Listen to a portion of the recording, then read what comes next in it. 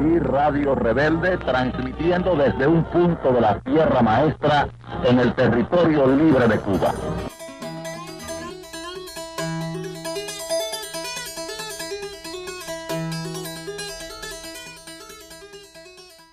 Uma boa tarde para todo mundo, né? Como já anunciaram, eu me chamo Wesley, faço parte do setor de comunicação do movimento, né? Hoje eu estou com uma tarefa a nível nacional, estou contribuindo na direção nacional do MST pelo setor de comunicação. Sou baiano, né? Contribuí aí na coordenação do coletivo de comunicação no estado durante um período. Hoje é o Jobão, né, que está assumindo essa tarefa de coordenação estadual da nossa comunicação.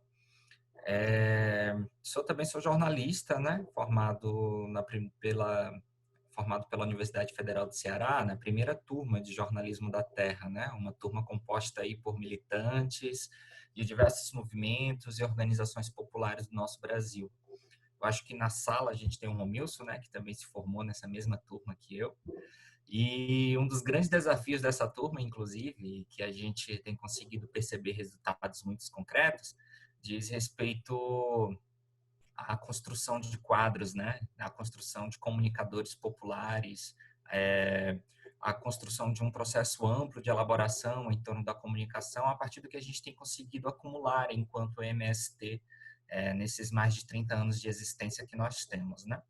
E aí eu fui convidado, então, para poder contribuir com vocês nesse debate sobre a questão da conjuntura, mas principalmente focar em elementos muito concretos que nos ajudem a pensar o debate da comunicação dentro desse contexto todo, né?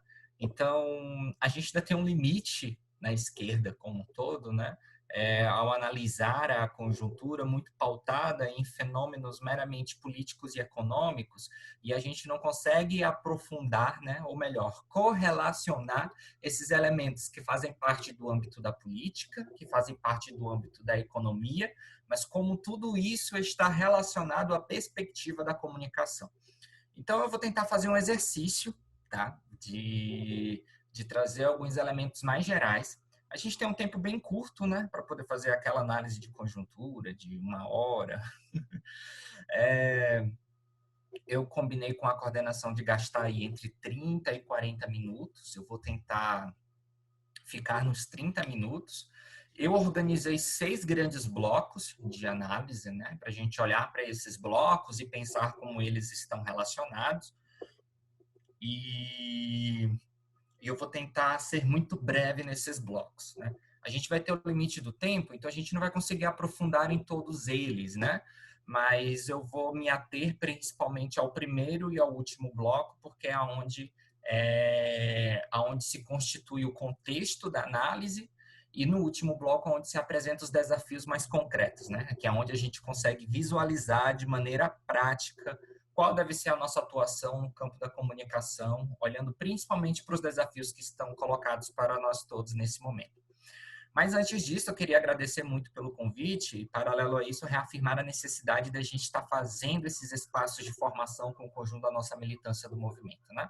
A Bahia é gigante, né? A gente sabe muito bem disso, são 10 grandes regiões, a gente tem uma juventude muito aguerrida, né? A gente tem uma organicidade muito coesa e forte a nível estadual, e é extremamente importante a gente construir esses espaços, né, para que a pandemia ela não seja um impedimento concreto que nos impeça, né, de estar realizando esses espaços de formação e seguir com a nossa luta política, compreendendo que os espaços de estudo são tão importantes quanto a ocupação de um latifúndio, né? Assim como debater a comunicação é tão importante quanto realizar uma grande marcha, que em si já é um instrumento de comunicação, de diálogo com a sociedade, etc. Então, é um pouco da gente compreender como que esse espaço ele precisa ter um peso político, assim como qualquer outra estrutura ou qualquer outro espaço que a gente constrói dentro do nosso movimento. O que exige da gente a mesma disciplina coletiva, né, para poder conduzir esse espaço. Então, eu fico muito feliz de ser a primeira pessoa convidada a estar construindo e dialogando com vocês em torno desses elementos mais gerais da comunicação, com foco na conjuntura, e desde já referendando, né, muito essa estrutura e esse espaço organizativo que a gente está construindo, para que a gente possa potencializar os processos de formação que a gente constrói enquanto movimento, né? Isso é extremamente importante. Mas vamos lá, compas. São 6 grandes blocos e eu vou tentar passar bem rapidamente por eles para que a gente consiga minimamente ter um panorama geral do que a gente está falando, o que é a comunicação dentro desse cenário todo político e econômico em que o nosso Brasil, em que o nosso país tem atravessado nesse último período e que tem se acirrado, né? O que diz respeito às crises cíclicas do capital, o que diz respeito às desigualdades sociais, o que diz respeito à luta pela terra no nosso país. Tudo isso tem se acirrado de maneira muito concreta com esse novo cenário que nos apresenta de crise pandêmica, né? De crise sanitária com a pandemia do novo coronavírus. Mas o primeiro bloco de temas que eu queria retratar com vocês, eles se apresentam como contexto, como pressupostos para a gente analisar a movimentação das lutas, né? Das lutas políticas na atualidade. Então, esse pressuposto, ele se divide em 5 questões. Aí a gente pode ir pegando o caderninho e anotando o que a gente for trabalhar aqui. Primeiro pressuposto que a gente precisa ter na cabeça, né? A comunicação é um elemento estruturante das relações de poder na atualidade, certo? E por ser estruturante das relações de poder na atualidade, a comunicação ela é fundamental e acompanha de maneira concreta o que o nosso movimento já traduz, né, cotidianamente com as nossas iniciativas no campo da luta de classes. Então, esse é o primeiro elemento que a gente precisa ter na base, né, quando a gente for analisar a atual conjuntura, de olhar para essa movimentação das lutas políticas, para olhar essa movimentação da luta de classes na atualidade, mas pensar também como que a comunicação, enquanto um elemento de poder na atualidade, ela também é responsável e estrutura de maneira muito concreta essas movimentações das classes, né? Isso é extremamente interessante, a gente ter isso como um dos pressupostos. Nosso primeiro pressuposto. O segundo pressuposto, ele está conectado ao debate que a gente já tem realizado em diversos espaços nossos, que é essa relação de poder estrutural. O que é isso? Né? E aí a gente tem como base os estudos realizados na teoria da comunicação, que ao afirmar que a comunicação ela é poder, ela não é poder meramente porque ela é poder, porque ela tem força no sentido de construir consensos, que ela tem força no sentido de produzir ideologias, né? De propagar ideologias. Não, ela é poder porque ela se relaciona com todas as esferas organizativas de poder na sociedade.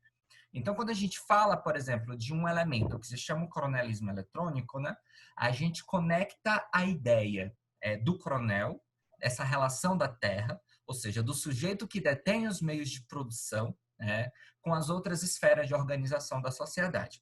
Nós estamos falando de uma relação imbricada, não apenas a estrutura de comunicação, mas como que essa estrutura de comunicação ela consegue se conectar a outras esferas de organização da sociedade. E que esferas são essas? São as esferas econômicas, são as esferas jurídicas, são as esferas das nossas relações sociais. E é claro, tudo isso, dentro do modo de produção do capital, se transforma em mercadoria. E a comunicação dentro desse contexto, né, dentro do modo de produção do capital, ela se reafirma enquanto um instrumento mercadológico. Né? E por ser um instrumento mercadológico, ela atende a interesses políticos. De quem são esses interesses? De quem detém os meios de produção. E quem detém os meios de produção? A burguesia. Então, são elementos que a gente precisa ter isso muito bem coesionados. Então, quando a gente vê uma notícia na televisão, não nos enganemos. Essa notícia, ela tem uma estrutura política construída por detrás dela, né? E isso se apresenta a partir desta narrativa que a gente recebe todos os dias e é bombardeados cotidianamente. Então, eu acho que são dois pressupostos importantes para a gente compreender a atual conjuntura hoje e entender de que comunicação nós estamos falando, né? E em que contexto essa comunicação se apresenta. O terceiro elemento, dentro desse gancho mais amplo, para a gente entender aonde o nosso pé está pisando, quando a gente vai falar sobre comunicação, é entender que nós estamos inseridos em uma sociedade onde as relações sociais elas estão passando por instrumentos de comunicação de maneira mais concreta. E aí, a gente tem como base uma teoria que a gente já tem estudado em alguns espaços e que provavelmente a gente vai aprofundar aqui, que diz respeito à mediatização da vida. Ou seja, alguém ligou o microfone. Pronto, desligou. Quando a gente vai analisar as relações, né, a correlação de força construída na sociedade hoje, a gente precisa ter como pressuposto entender qual é o papel que a mídia constrói hoje na sociedade. Que papel é esse, né? Quando a gente fala de mediatização da vida, nós estamos falando que todas as relações sociais hoje, e agora nesse período de pandemia a gente tem percebido que isso tem se acirrado, né? Tem se apresentado de maneira mais contundente, né?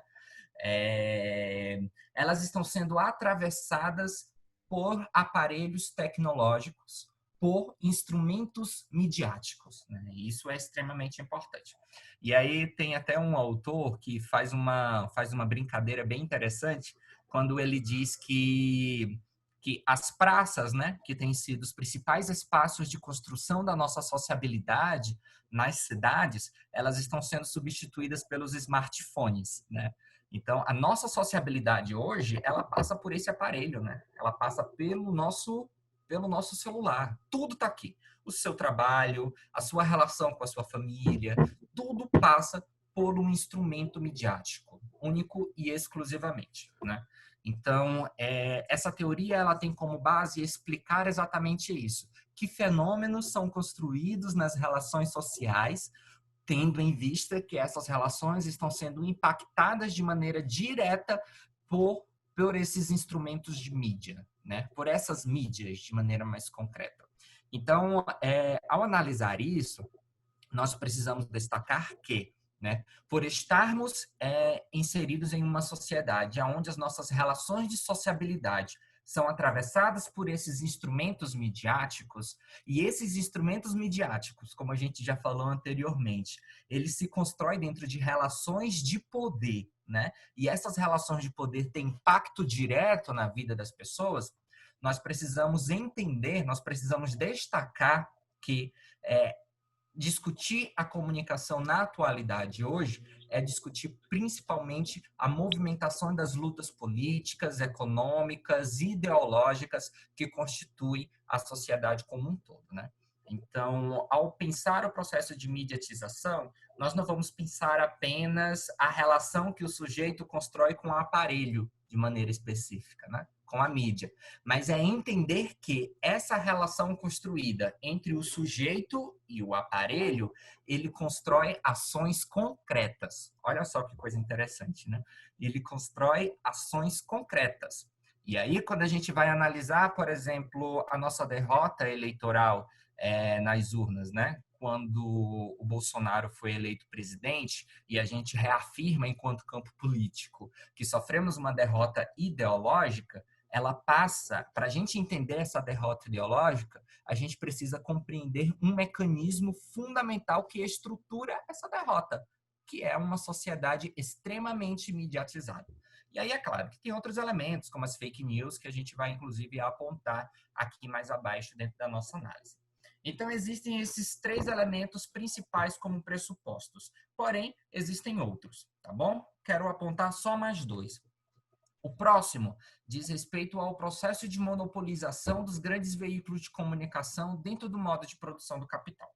Então, quando a gente fala, camaradas, que comunicação é poder, que essa comunicação ela se estrutura não apenas enquanto instrumento de comunicação, mas ela está conectada a relações econômicas, sociais, políticas, jurídicas. A gente afirmando também que essa comunicação só é possível porque ela é mediatizada, né? porque nós estamos inseridos em uma sociedade onde todas as nossas relações, e que agora nesse período de pandemia isso tem se acirrado ainda mais, elas são atravessadas pelas mídias, né? Precisamos construir um terreno fértil para essa atuação. E esse terreno fértil para essa atuação dos grandes veículos de comunicação na atualidade, para que a gente possa compreender a conjuntura, ela passa por um elemento que estrutura esses processos, que é a monopolização dos grandes veículos de comunicação, e que a gente vai conversar um pouquinho mais aqui embaixo sobre isso, tá bom? E um terceiro elemento, só para não ficar, né, tipo, monopolização, o que é isso, né? Quando a gente fala de monopolização, a gente está falando da concentração dos veículos de comunicação nas mãos de poucos. A gente pode fazer uma alusão muito parecida com o processo da luta pela terra, né? Quando a gente fala de lutar pela terra, né, nós estamos dizendo de um único fazendeiro que possui um grande quantitativo de terras, então a gente precisa lutar para garantir o acesso à terra, em sua grande maioria, né, em terras improdutivas. Quando a gente fala de monopolização, dos grandes veículos de comunicação, é algo muito parecido. Nós estamos falando que no Brasil hoje nós temos uma mídia extremamente concentrada na mão de poucos, né? Então, tem um dado que nos apresenta que atualmente 5 famílias concentram tudo que diz respeito à comunicação em nosso país hoje, criando grandes oligopólios de comunicação. Isso pela Constituição Federal, né, é um crime. Porém, a gente sabe das relações políticas, econômicas e jurídicas que esses veículos de comunicação têm no que diz respeito à construção das leis, né, dentro do nosso país hoje. Então, esse é um elemento muito importante para a gente conseguir analisar esses processos, né? Depois eu vou dizer aqui embaixo quem são essas 5 famílias e principalmente para entender melhor a materialidade desse processo da monopolização, né? E, por fim, um outro elemento que a gente não pode deixar passar despercebido, né, dentro da nossa análise e que compõe aí esses 5 eixos de pressuposto, são as crises cíclicas do capital, né? Então, não é de hoje que a gente vem falando que o nosso país ele vem atravessando uma crise econômica, que não é uma crise só no Brasil, mas é uma crise internacional, né? E isso tem se acirrado, né, ainda mais as desigualdades sociais dentro de nosso país. Tem até um grito de ordem, um grito não, é uma música, né, que o Levante tem construído, né, que a crise é dos ricos e os pobres é quem se fodem, né? É exatamente traduzindo isso, né? A gente está falando de uma crise econômica provocada pelas grandes empresas multinacionais dentro da lógica de produção do capital e para sanar os problemas da crise econômica, né? Os trabalhadores e trabalhadoras, né, do campo e da cidade são super explorados, né, para poder resolver o problema da crise. E aí, né? Como é que a gente faz essas questões? Mas aí o que está na base dessa crise econômica, né, ou melhor, a partir da crise econômica, outras crises vão se estruturando e a gente tem vivenciado isso de maneira muito concreta, né? Estamos falando de uma grave crise ambiental e o crime de Brumadinho, por exemplo, né? Ele aponta muito isso de maneira muito concreta, né? Quando a barragem da Vale ela explodiu e matou muitas pessoas, né? E inclusive destruiu o meio ambiente por onde a lama de rejeitos passou. Então temos uma grave crise ambiental se acirrando, né? E paralelo a isso tem várias outras questões, né? O desmatamento como tem aumentado, já existe um debate e uma construção muito muito interessante que a gente precisa analisar mais para frente sobre os impactos dessa crise ambiental que a gente tem sofrido, inclusive de maneira mais direta, no aquecimento global, que é um tema que nos anos 2000 estava muito latente, né? Deu uma esfriada recentemente, porque outras questões, inclusive, que envolvem a dimensão do meio ambiente apareceram com mais força, mas é um tema que segue existindo e muitos especialistas seguem trabalhando e estudando eles, né?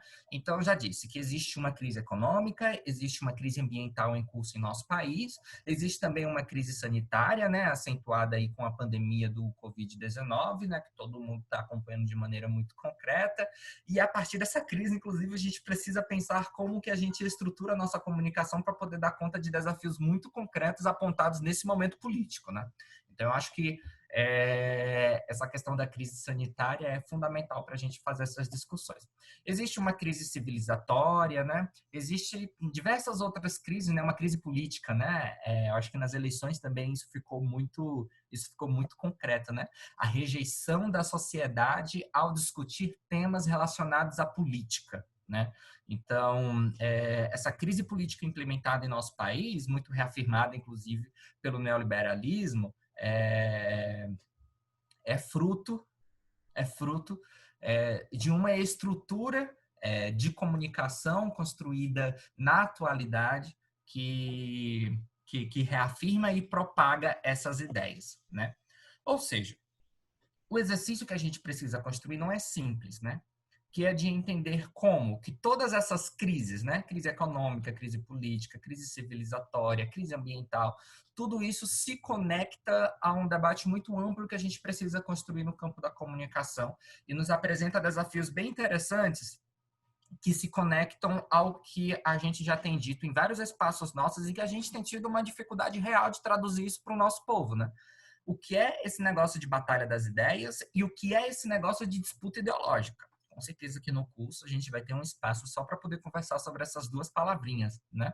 Mas o nosso grande desafio na atualidade é entender que, diante de todas essas crises consolidadas dentro do modo de produção do capital, e que são crises cíclicas, né? Elas aparecem neste momento e vão aparecer em outros momentos da história, enquanto houver um modo de produção capitalista no mundo, né? Elas estão conectadas de maneira direta ao debate que a gente já tem realizado no campo da batalha das ideias e da disputa ideológica, né? Então, como que a gente faz essas conexões? Então, esse é o grande leque de elementos que aparecem enquanto pressupostos para a gente compreender a atual conjuntura do Brasil. E para entender a nossa conjuntura, tem alguns eixos que são interessantes a gente pensar, tá? Entrando no segundo bloco, a desinformação como uma estratégia do governo. O que é esse negócio de desinformação? A gente já tem feito um debate amplo em alguns espaços, inclusive isso tem se apresentado como desafio para o setor de comunicação, é a gente estudar e entender como é que funciona a indústria da desinformação, né? Nosso movimento, ele gosta de chamar isso de criminalização midiática, né? Mas é uma criminalização que os movimentos populares já vêm sofrendo historicamente e que passa principalmente pela construção de narrativas a partir dos grandes veículos de comunicação que criminalizam a nossa luta política, né? Então, o que é que a gente está falando? Ao invés da pessoa usar o termo ocupação de terra, que é o que a gente utiliza, o grande veículo vai lá e utiliza o termo invasão, né? Para dar o tom de crime à ação legítima de ocupar um latifúndio produtivo, não é isso? Então, mas a indústria da desinformação, ela é mais ampla do que isso. E ela se aprofunda com o aumento significativo do uso das redes sociais pela população brasileira. Por exemplo, o Brasil hoje, né, é um dos maiores, onde a gente possui os maiores números de usuários do Twitter, por exemplo. E o Twitter é o principal instrumento de comunicação utilizado, né? A principal rede social utilizada para poder pautar a grande imprensa, né? Para poder pautar os veículos de comunicação. Então, aquilo que se constitui dos trend topics dos Twitters, ele acaba virando pauta em vários veículos de comunicação de maneira mais concreta.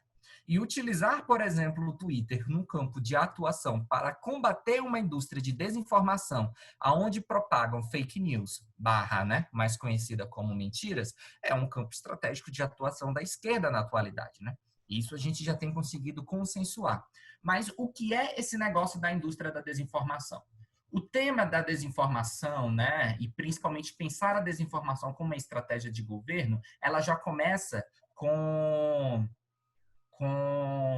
um debate construído ainda nas eleições do Bolsonaro, né? Bolsonaro contra o Haddad, o Bolsonaro saiu ganhando e por aí vai.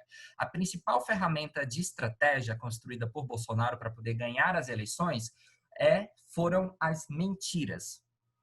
As mentiras que se transformaram em verdades. Esse foi o grande problema, né, que a gente enfrentou durante as eleições do Bolsonaro, né? Mas como que a gente faz para que essas mentiras se transformem em verdades? É necessário construir uma grande indústria que atue de maneira direta na desinformação, tendo como base uma sociedade que é atravessada por mídias, ou seja, todo mundo tendo acesso a um grande fluxo de informações diárias, e a partir de um campo ideológico muito concreto, né? Então, essa indústria da desinformação, ela teve uma atuação, e aí foi quando a gente acaba implementando de maneira mais concreta os debates, né, que envolvem a questão das fake news hoje na atualidade. Ela teve um boom de sua discussão a partir do que foi essas eleições presidenciais. E todo mundo se lembra que mentiras são essas que se transformaram em verdades, né? A grande questão da mamadeira de piroca, né? Que o Bolsonaro vai implementar. Tem uma foto que foi 100% montada, né? Da da Manuela Dávila, se posicionando contra Jesus, ou alguma coisa do tipo, né? Tem a questão do kit gay nas escolas, afirmando que se Haddad fosse eleito, iria implementar uma ideologia de gênero e levar materiais didáticos que seriam os kit gays para as escolas.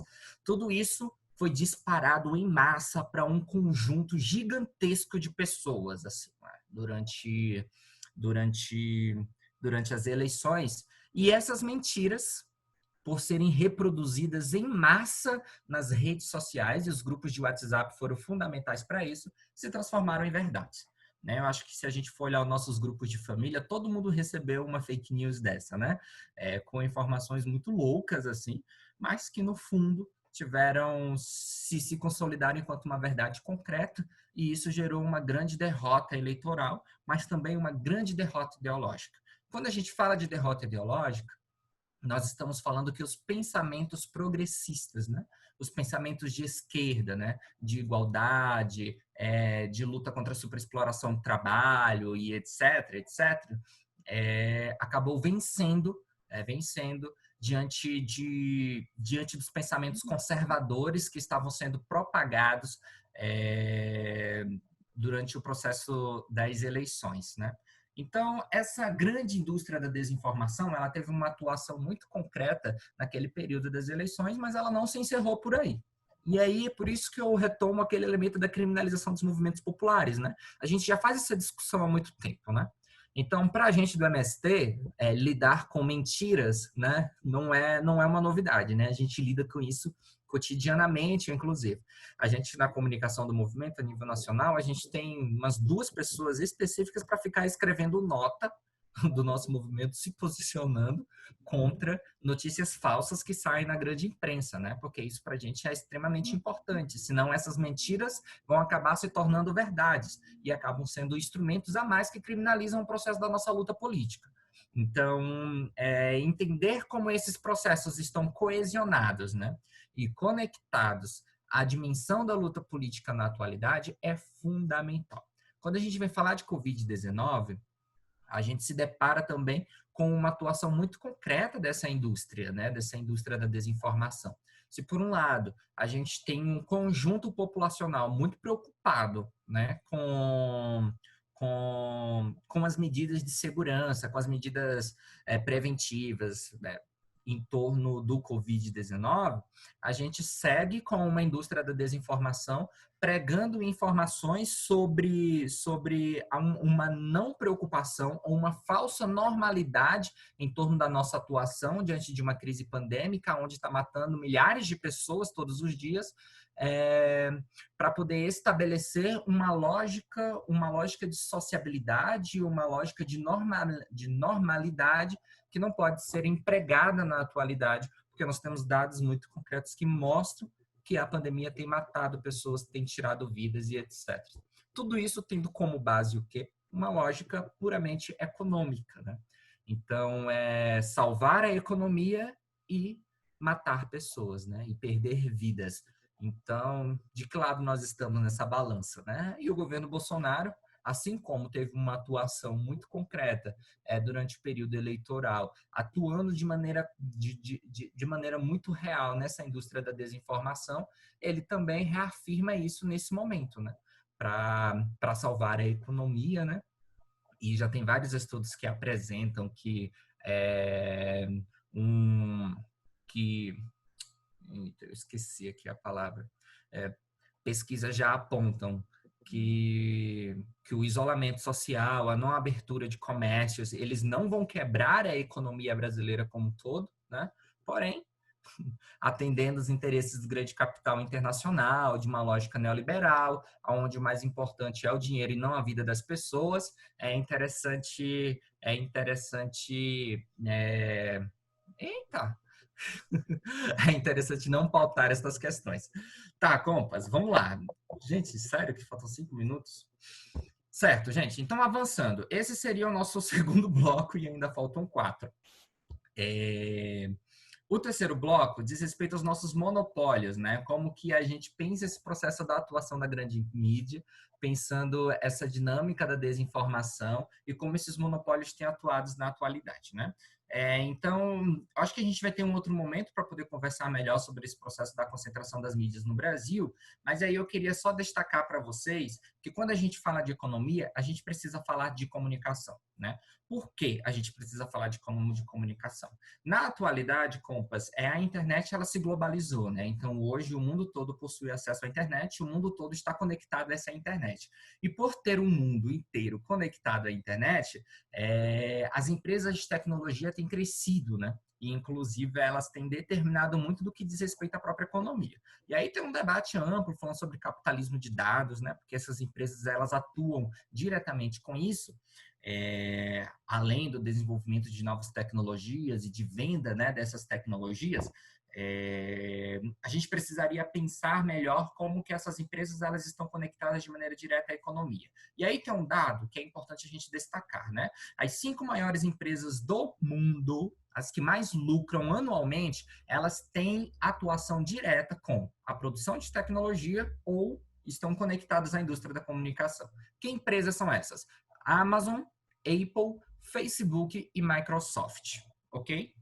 Então, a gente precisava ter isso como base, né? São essas 5 grandes empresas que determinam todos os debates que a gente tem apontado no campo da economia mundial, né? E se nós estamos falando dessas grandes 5 empresas, que são cinco grandes multinacionais, né? Como a gente não discute a comunicação conectada à atual conjuntura, né? Sendo que as maiores empresas que determinam o que diz respeito ao campo da economia, elas têm uma atuação concreta na tecnologia e na construção de uma e na lógica de comunicação na atualidade, né? Então, eu acho que esse é um elemento interessante e sobre a questão dos monopólios a gente vai precisar apontar mais para frente como que a gente direciona esse debate, né? E aí, um quarto bloco diz respeito ao tema dos nossos movimentos populares, né? Como os nossos movimentos eles têm atuado e pensado a comunicação durante esse período de pandemia. Compas, a gente tem percebido que é central discutir o tema da comunicação popular nesse período de pandemia. Porque a comunicação ela tem atuado na centralidade da luta dos movimentos populares. Então, aquele negócio lá que a gente estava dizendo sobre a mediatização da vida, né? Como que a nossa sociabilidade ela tem sido atravessada pelos grandes veículos, pelas ferramentas tecnológicas, né? Pelas grandes mídias, né? Os movimentos populares hoje eles têm sentido a sua organicidade atravessada por essas ferramentas, né? Ou seja, uma sala de Zoom hoje se transformou em uma condição concreta para poder construir formação, construir uma organicidade do nosso povo, construir processos de luta e por aí vai. Elementos que ainda não estavam dados como condicionantes para a construção da nossa luta política e agora elas se reafirmam enquanto condicionantes da luta política, né? E aí a gente tem percebido como que alguns espaços têm sido muito fundamentais para a construção dessa luta e como outros espaços têm surgido dentro desse campo. Então, olha, a gente tem um campo fértil de atuação quando a gente vai olhar para a perspectiva da luta política e como o nosso movimento ele precisa se posicionar dentro desse contexto, tá bom? Então, por exemplo, a gente tem um avanço considerável no que diz respeito à construção de novos veículos de comunicação, de mídia independente, livre, alternativa, e isso são veículos que têm contribuído para ecoar ainda mais o pensamento de esquerda na sociedade hoje, né? Um pensamento progressista, um pensamento que pauta a vida das pessoas e não o genocídio das pessoas, como o atual governo tem atuado, né? E é claro que essa atuação ela passa de maneira muito nacional, mas ela também tem uma perspectiva internacional, que aí a gente precisa de um momento mais amplo e maior para poder conversar um pouco sobre isso. E aí, Compass, tem surgido experiências de comunicação muito interessantes. Até o próprio movimento indígena, né, que tem uma atuação muito grande, como a PIB, né, que é a Associação Nacional dos Povos Indígenas no Brasil, tem construído espaços de mídia ativismo, né? Com foco aí nos elementos que estruturam o debate da própria comunicação popular. No Senado, camaradas, tem um elemento interessante que diz respeito a essa PL das fake news. Não sei se vocês acompanharam, mas existe um projeto de lei com o número de 2.630, né, /20, né, /2020, que a gente precisa acompanhar, que diz respeito a uma PL, né, a aprovação de um projeto de lei que criminaliza o processo das fake news hoje na atualidade, né? Mas o que é isso, né? A princípio é uma PL bem interessante, né? E os nossos movimentos têm atuado um pouco de pensar como essa PL, como essa PL impacta na nossa vida. Mas, por outro lado, ela é muito perigosa para a atuação dos movimentos populares. Por quê? Porque a PL diz que são as vias jurídicas brasileiras que vão determinar o que é verdade e o que é mentira, né, no nosso país, deslegitimando, inclusive, as próprias agências de checagem de notícias que já atuam dentro desse contexto. Então, a gente precisa ficar muito de olho nisso. Se houver uma denúncia na página do MST hoje, se houver uma denúncia no Voz do Movimento hoje, dizendo que essa matéria é uma mentira, né? Isso pode ser levado a juizado, o nosso movimento pode ser obrigado a prestar depoimento sobre isso e etc. Então, é bom a gente ficar muito atento às movimentações dessa PL que foi aprovada no Senado. Então, a gente precisa entender agora como ela vai ser executada de maneira muito prática. Então, essa PL das fake news ela pode prejudicar de maneira muito concreta a nossa luta política hoje, na atualidade. E a gente precisa ficar atentos ao desenrolar dessa PL de maneira mais concreta. Então, compas, eu passei muito brevemente por esses blocos e eu vou para o nosso último, que diz respeito à nossa comunicação sem terra em tempos de pandemia. Eu queria pedir só mais uns 5 minutinhos para a coordenação, porque eu acho que aqui é extremamente importante, né? Olhando para esse cenário de crise, esse cenário caótico, essas coisas todas que a gente já falou, né? A gente mandou no início do ano, mentira, no início do mês de março, isso, não foi no início, foi no mês de abril. Mandamos no início de abril uma circular muito linda para todo mundo, falando um pouco como deve ser a nossa atuação enquanto MST, né, nesse período de pandemia. Então, foi uma circular que, inclusive, muitos elementos dela nem cabem mais, porque a gente pensou que a pandemia ia durar uma quarentena de 40 dias, mas, na verdade, se transformou em um processo longo, né, e que a gente precisa agora repensar a nossa organicidade para poder dar conta disso, e a comunicação ela precisa caminhar lado a lado com o que o conjunto do nosso movimento tem pautado e construído dentro desse cenário todo, né? Então, de maneira bem geral, né? Qual deve ser o comportamento da nossa comunicação? Não há novidade no comportamento da nossa comunicação. Não há novidade, há reafirmações. E por haver reafirmações, é necessário a gente pensar de maneira mais contundente como que essas questões elas são implementadas de maneira mais prática no nosso cotidiano. Então, é aí que está o grande desafio do rolê todo, né? Então, o que a gente precisa reafirmar nesse período de pandemia? Número 1, o processo da organização do nosso povo. Isso é fundamental. Esse é o momento da gente estruturar os nossos coletivos de comunicação que a gente ainda não tinha conseguido estruturar anteriormente. Então, como está tudo passando por essa via digital, a gente tem que pensar em mecanismos onde a gente consiga se aproximar do nosso povo e fazer um bom trabalho de base no campo da comunicação, estruturando e garantindo uma organicidade para poder dar conta desse momento. A gente está falando de um período onde a comunicação ela tem ocupado a centralidade da luta política. E por estar na centralidade da luta política, a gente está dizendo que tem muito trabalho para o povo da comunicação. E por ter muito trabalho, a gente precisa de gente para poder fazer esse rolê. E para ter gente para fazer esse rolê, a gente precisa construir uma organicidade. E para construir uma organicidade, a gente precisa do segunda questão que acaba entrando como uma prioridade dentro desse cenário, que é o processo de formação política, que é o que a gente está fazendo aqui, que eu acho que eu já falei muito lá no início, então acho que eu posso pular, inclusive, essa parte. Mas um terceiro elemento que é importantíssimo e que acaba aparecendo com força nesse período e que a gente precisa pensar como a gente dá materialidade para isso, diz respeito à informação. A gente tem sentido nacionalmente que o que a gente produz nacionalmente, ele fica nacionalmente. A gente tem uma dificuldade danada de escoar o nosso conteúdo, né? De distribuir o nosso conteúdo para o conjunto da nossa base, assim, né? E aí a gente tem vários limites, porque hoje a comunicação ela está sendo pautada nos meios digitais. O nosso povo não tem acesso à boa internet nos nossos assentamentos e acampamentos. Então, como a gente faz para a informação chegar lá no nosso povo? Essa é uma questão que até hoje a gente não sabe responder. A gente tem caminhos para isso, né? A gente acha que talvez é interessante potencializar o uso das nossas rádios, pensar como é que a gente amplia a construção de novas rádios dentro dos nossos assentamentos e acampamentos, como que a gente produz mais conteúdo radiofônico, né?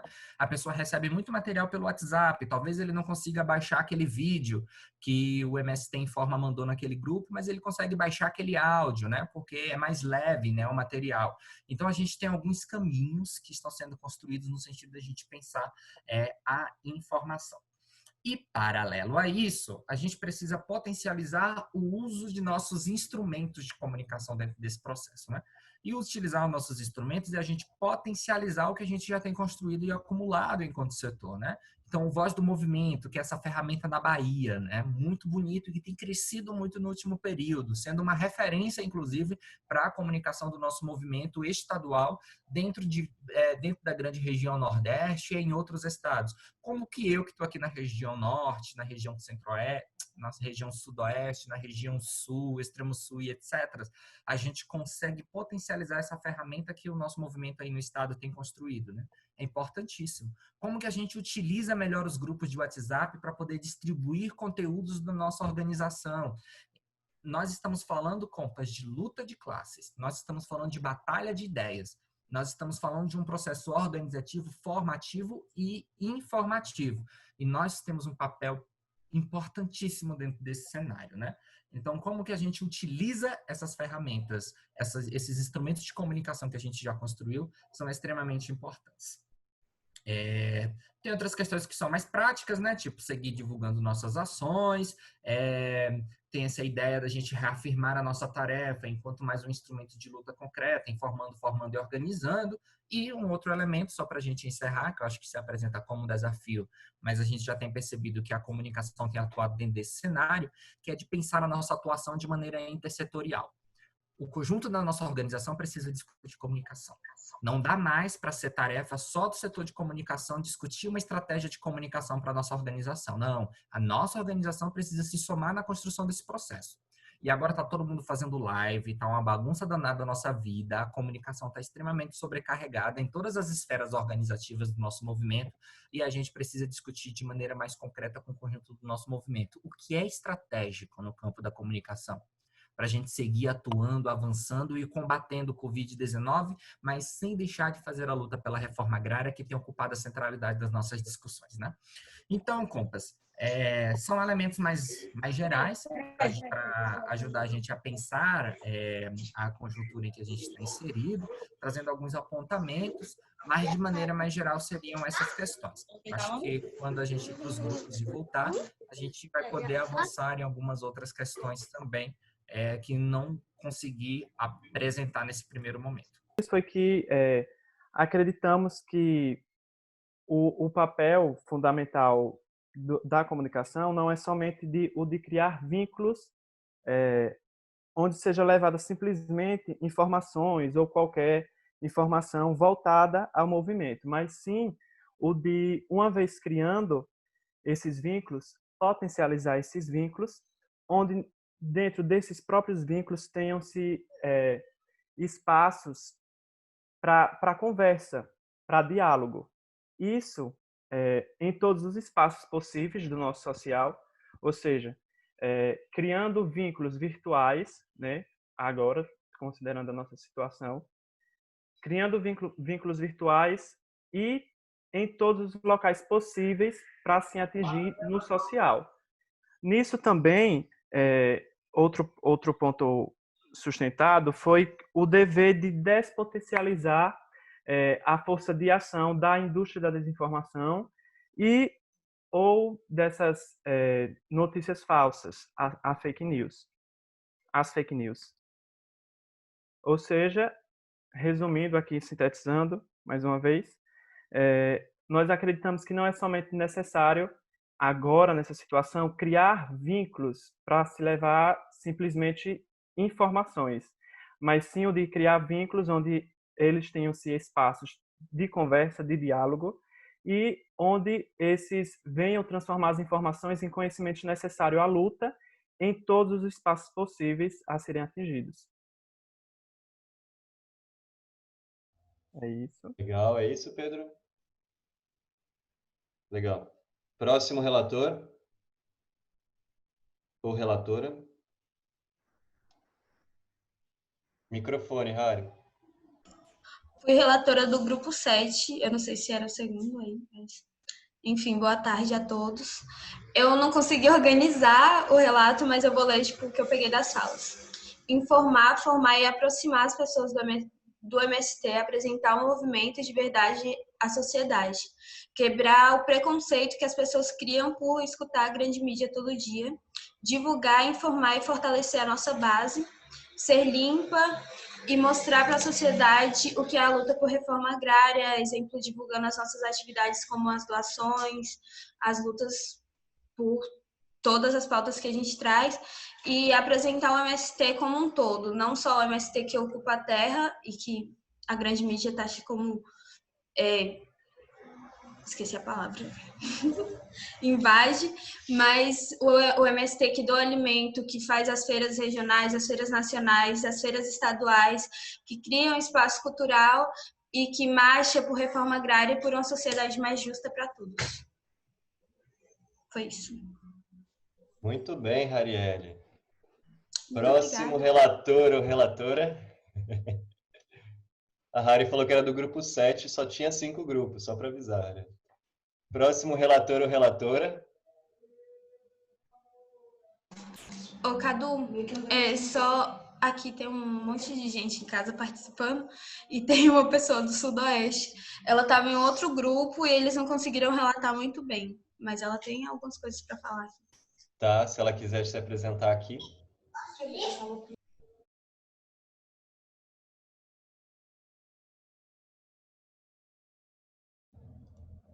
Próximo relator ou relatora.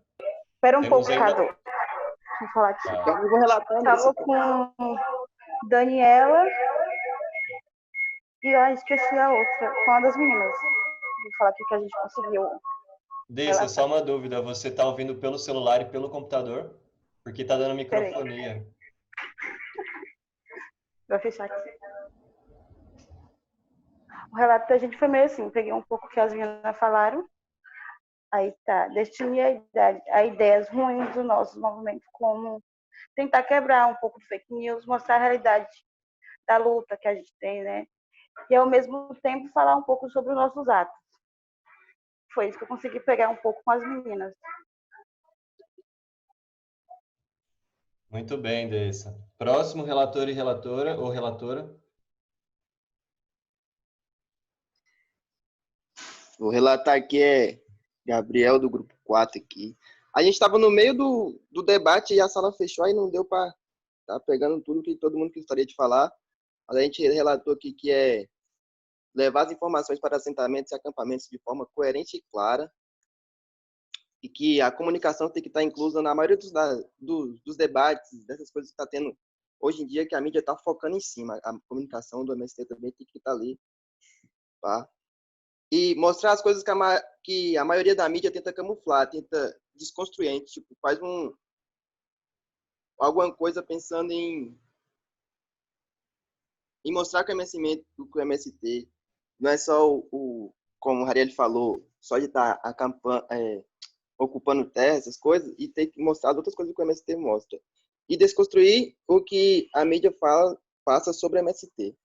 Aí o relato foi pequeno, a gente não terminou, a gente estava no meio da fala, a sala fechou, e a gente só conseguiu pegar essas poucas falas aqui. Tá certo, Gabriel. Próximo e último grupo para relatar.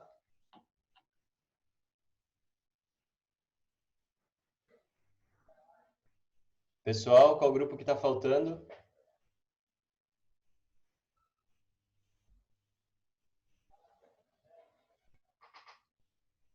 Certo, tá faltando então um último grupo fazer o relato.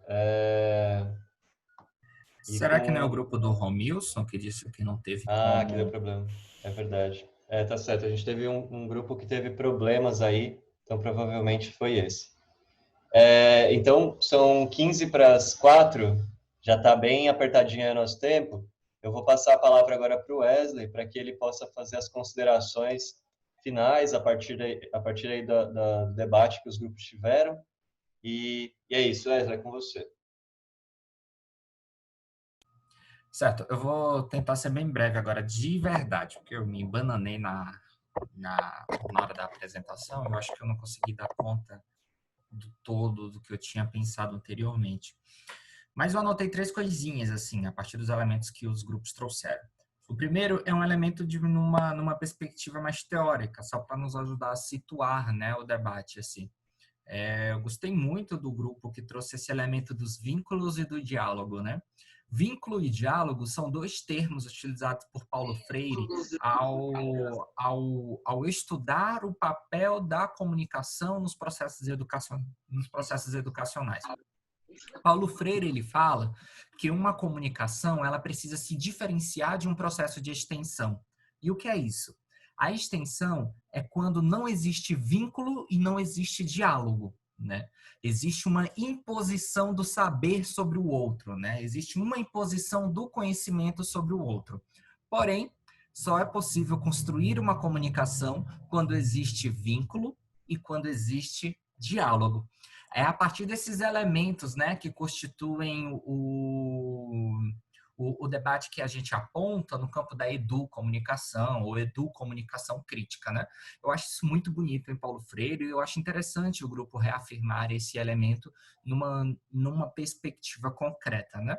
E aí se apresenta um desafio, né? Como que a gente, a partir da tarefa concreta da comunicação na atualidade e olhando para todas essas questões que envolvem fake news, Covid-19, prevenção, a gente constrói uma atuação concreta, construindo vínculos e construindo diálogos, né? Então, como que o Voz do Movimento, que é essa ferramenta na Bahia, ela constrói vínculo com as pessoas? Entenderam? Por exemplo, o Jornal Nacional, ele tem um vínculo com a sociedade, porque ele se transformou em um instrumento cultural, sabe? Para muita gente do Brasil, né, para muita gente no nosso país, assistir o Jornal Nacional faz parte da sua rotina. Ou seja, a gente está falando de um programa de TV que tem vários interesses por detrás dele, ele tem um vínculo direto construído com a população. Como que a gente constrói um vínculo direto com o nosso povo a partir das nossas produções no campo da comunicação, né? Essa é uma grande pergunta, né? Que aí a gente precisa ir pensando melhor a materialidade dela a partir da nossa atuação. Eu acho muito interessante. A gente passaria aqui à tarde falando sobre esse negócio aí de Paulo Freire e tal. Super acho que é um tema para a gente discutir com mais profundidade, porque a nossa comunicação ela nasce dessa perspectiva, né? De pensar a comunicação não apenas como um instrumento de informação, né? Mas ele é um instrumento educativo, é um instrumento formativo, é um instrumento formador de opinião e construção de uma luta. Então, eu acho que isso são elementos interessantes. Um outro elemento, assim, que eu acho que a gente precisa avançar e apareceram nas falas, diz respeito à construção de uma rede popular de distribuição do nosso material. Camaradas, a gente precisa fortalecer o que a gente produz, sabe? A Bahia é um dos estados que produz muito conteúdo nacionalmente, assim, né? A gente produz card, a gente produz matéria, a gente produz vídeo, a gente está nas redes sociais atuando, a gente está nos grupos de WhatsApp dos nossos assentamentos, mas a gente tem um limite, porque o nosso povo não distribui os materiais que são produzidos pela comunicação. A nossa tarefa enquanto dirigentes desse MST, a nossa tarefa enquanto famílias assentadas e acampadas, é levar ao maior número de pessoas possíveis a notícia da reforma agrária, né? As informações da nossa luta. Então, eu acho que esse é um elemento interessante. E aí a gente está desenhando nacionalmente a construção de uma rede popular de distribuição desses conteúdos, que precisa ser amadurecida, inclusive com o conjunto da nossa organização, e nos estados a gente precisa fazer essa discussão também, né? Quais são os limites que a gente tem na distribuição desse material? Será que está no formato do conteúdo que a gente produz? Será que o limite está na internet, no nosso assentamento, ou seja, na estrutura que o nosso povo não tem para poder receber esses conteúdos? Será que o limite está na distribuição real desse material, né? Então, quais são os limites que nós temos, né? Será que o nosso povo não está compartilhando o que a gente produz? Será que o nosso povo não está compartilhando porque eles não estão se enxergando no que a gente produz? Então, são várias questões que a gente precisa fazer, nós precisamos de resposta e precisamos potencializar essa rede popular de distribuição, né? Então, o nosso movimento a nível nacional, ele também está ajudando a construir um canal, né, um programa na TV, que se chama Central do Brasil, eu não sei quantos aqui já assistiram, é um jornal bem em formato de jornal mesmo, que a gente conhece, e a gente precisa fortalecer esse instrumento, que é um instrumento da classe trabalhadora, né? Então, como que a gente potencializa isso? A partir desse instrumento, a gente está construindo essa rede popular de distribuição. Mas como que para dentro da nossa organização a gente consegue coesionar essa rede, né? Acho que é um desafio que está aí colocado e a gente precisa pensar melhor isso, né? Porque se a gente produz a informação numa perspectiva formativa e organizativa, mas essa informação não chega, a gente tem um limite aí que a gente precisa avaliar com o conjunto do nosso movimento. Por fim, camaradas, e aí fazer os meus finalmente, tem um campo das narrativas, né, que eu acho que está muito voltado para a fala que os companheiros e companheiras trouxeram dos grupos, né, e que é importante demais a gente discutir. Que narrativas a gente vai construir em torno da luta política do nosso movimento com a sociedade, né? O nosso movimento está muito forte nesse momento por conta das ações de solidariedade. E observem, não existe narrativa sem luta concreta. Então, eu acho que esse é um elemento importante.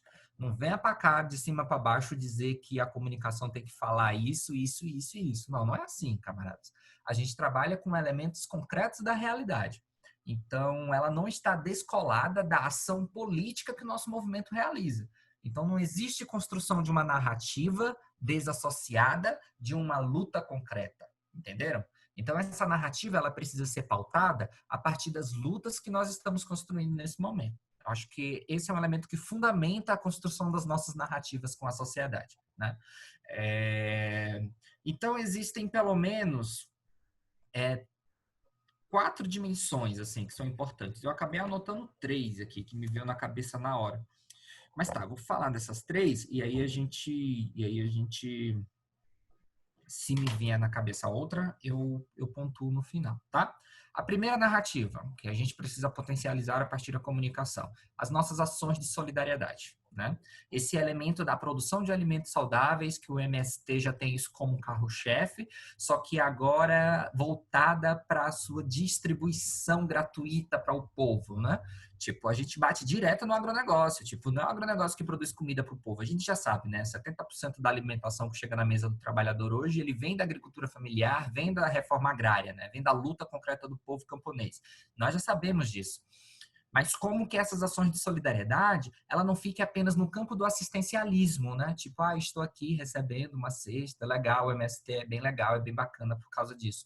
Mas como que a entrega desse alimento, ela também se traduz em formação e organização desse povo que está recebendo esses alimentos. Isso é extremamente importante, né? E isso a comunicação não vai resolver. A gente precisa dar intencionalidade para as nossas ações de solidariedade e dar conta disso. Mas qual é o papel da comunicação nessas ações de solidariedade, além de divulgar, né? Tipo, tá acontecendo, foram 500 mil cestas básicas doadas, foram 200 toneladas de alimentos doados, né? A nossa tarefa, ela envolve principalmente mostrar que por detrás dessa ação de solidariedade tem luta política, tem lona preta, tem ocupação de latifúndio, tem resistência popular. Perceberam que isso é um elemento interessantíssimo que a gente não pode perder de vista, né? Essa comida que está chegando na mesa do trabalhador hoje é fruto de muitos anos debaixo da lona preta, sabe? Então, acho que essa é a mensagem que a gente precisa levar para as pessoas também, né? Senão a gente pode ficar num campo de um assistencialismo, né? De uma ideia de um MST estar ajudando o mundo e a gente não imprime nas nossas ações de solidariedade a marca da luta pela terra, né? A gente precisa imprimir a marca da luta pela terra dentro desse processo. Um outro elemento que a gente não pode perder de vista e que faz parte das nossas narrativas no informar, formar e organizar é a luta pela vida. O MST lançou um especial que se chama Quarentena Sem Terra, né? E é nesse quarentena que a gente trabalha junto com o setor de saúde, produzindo informações sobre como nos prevenir e nos cuidar nesse momento de pandemia, né? Para quê? Para que a gente não possa encher os nossos assentamentos com pessoas contaminadas, como que a gente pode se cuidar melhor para que o coronavírus não chegue dentro das nossas áreas. A gente já tem relatos, né, de pessoas que morreram por conta do coronavírus dentro dos nossos assentamentos e acampamentos. E a gente precisa levar informação para esse povo. O povo precisa saber o que está acontecendo. Que não pode, que a gente precisa ter outros cuidados agora no processo da produção, que a gente não pode deixar os bares abertos dentro dos nossos assentamentos e construir aglomerações. Hoje, a nossa dinâmica organizativa e de sociabilidade, ela está sendo atravessada por um vírus. Então, a gente precisa se prevenir nesse sentido. E a gente tem essa tarefa também importantíssima e valiosa que diz respeito ao cuidar da vida das pessoas. Isso é extremamente importante, a gente precisa pensar como a gente coloca essa narrativa para o conjunto da nossa organização, assim. E a gente da comunicação tem ocupado muito essa função. E de maneira muito rápida e breve, uma terceira narrativa que é fundamental a gente construir diz respeito aos aspectos da cultura, né? Então, a gente tem produzido alguns programas ao vivo, né, que dizem respeito a esse campo mais cultural do nosso movimento, mas esse é um momento também que a gente precisa instigar o nosso povo a produzir arte e cultura dentro dos nossos assentamentos e acampamentos, né? Então, como que a gente faz isso atualmente? Como que a nossa comunicação ela potencializa isso, né? Ter vários produtores artísticos e culturais atuando com o conjunto do nosso movimento lá na base, nos assentamentos e acampamentos, né? E aí é uma ação bem intersetorial, né? A gente precisa pensar essa ação conectada com o coletivo de cultura, né? Pegar a aldeane aí, fazer um bom planejamento para que essa produção cultural ela também se transforme em um instrumento interessantíssimo de agitação e propaganda, mas também um instrumento de diálogo com a sociedade. E isso só é possível quando a comunicação está por detrás ajudando a fazer o rolê. Então era isso, compas. Agradecer demais pelo convite, tá? Falar que eu estou aqui à disposição para poder contribuir com todo mundo em todos os momentos. É só dar um grito que eu estou aí à disposição para poder ajudar. E agradecer demais pelo convite. Então, companheiros e companheiras, eu gostaria muito de agradecer a todos vocês que estão aqui, principalmente ao Wesley, que deu esse show. Eu podia passar a tarde inteira aqui te ouvindo, e eu creio que o pessoal também. E gratidão a todos vocês e ao companheiro Wesley. E por hoje a nossa primeira aula encerrada com sucesso.